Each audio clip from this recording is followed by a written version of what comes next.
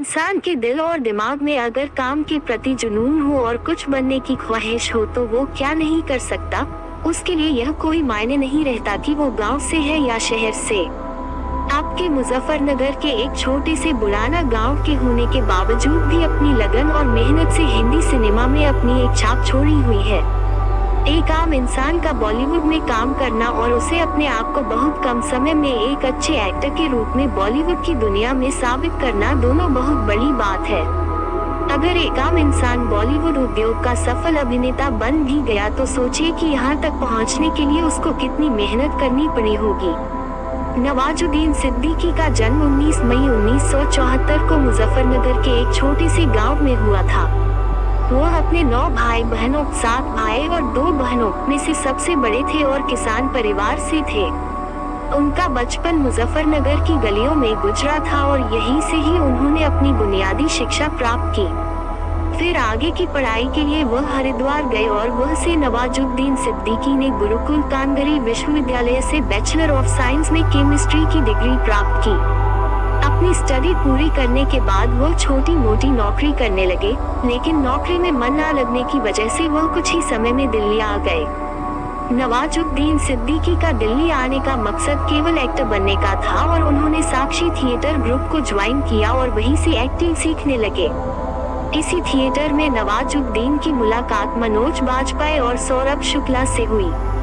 Nawazuddin acting तो सीख रहे थे, लेकिन उसके पास अभी तक आय का कोई स्रोत नहीं था जिनकी वजह से वो दिल्ली में अपना गुजारा कर सके।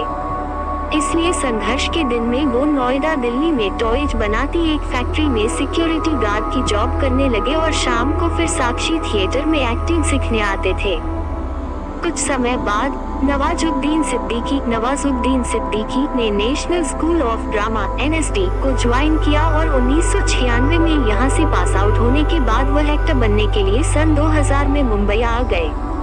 मुंबई में उनको कोई पहचानता नहीं था और न ही उनका कोई गॉडफादर था जो उनका हाथ थाम सके। मुंबई की मायानगरी में काफी ठोकरें खाने के बाद नवाजुद्दीन को एहसास हो गया था कि यह सफर इतना आसान नहीं है जितना वो सोचा करते थे। नवाजुद्दीन सिद्दीकी के दिमाग में एक्टिंग का कीड़ा बनने की एक ही धुन सवार थी, लेकिन ये सपना कैसे पूरा होगा वो उनको भी पता नहीं था।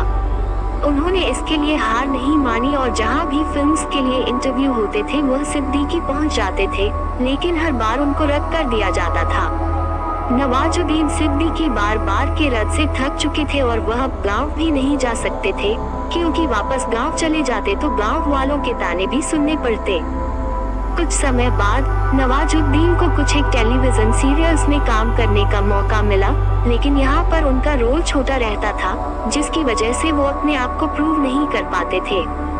नवाजुद्दीन सिद्दीकी को पहला ब्रेक 1999 में आमिर खान की फिल्म सरफरोश से मिला, लेकिन इस फिल्म में उनका रोल बहुत छोटा था। अब उनको छोटे मोटे रोल मिलने लगे थे।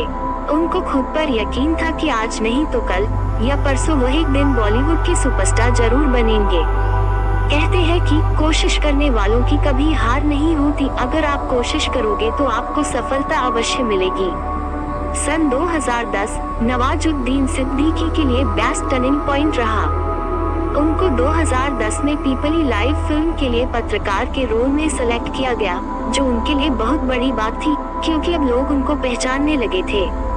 उसके बाद उनको gangs of Wasseypur part 1 film से असली पहचान मिली, जो 2012 में रिलीज हुई एक ड्रामा फिल्म थी। उस फिल्म में उनकी एक्टिंग को काफी लोग ने सहारा। उसके बाद उन्होंने काफी फिल्में की, जैसे कि the lunch box 2013, Badlapur 2015, Bajrangi भाईजान 2015, फ्री की अली 2016, रमन राघव 2.0 2016 और रईस 2017। आज बॉलीवुड से लेकर हॉलीवुड तक उनके काम की प्रशंसा की जाती है। दोस्तों, अगर आप भी अपनी करियर लाइफ में लगातार फेल होते हो तो आपको नवाजुद्दीन सिद्दीकी से जरूर सीखना चाहिए।